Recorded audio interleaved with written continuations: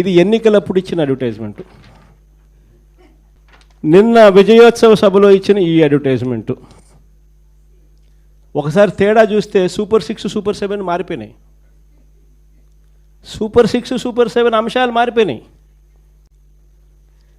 ఎన్నికలప్పుడు యువతకు 3,000 రూపాయల నిరుద్యోగ భృతి అని చెప్పినాడు. ఈరోజు కనపడ్డంలా సూపర్ 6 ఈ పొద్దు ఇచ్చిన అడ్వర్టైజ్మెంట్లో. ఎన్నికలప్పుడు ప్రతి మహిళకు ఆడబిడ్డ నిధి 15,000 అన్నాడు, 1,500 సంవత్సరానికి 18,000 అన్నాడు. ఎన్నికలప్పుడు ఆడబిడ్డ నిధి నెలకు 1,500, సంవత్సరానికి 18,000 అన్నాడు. ఈరోజు ఇచ్చిన అడ్వర్టైజ్మెంట్ అసలు కనపడంలా.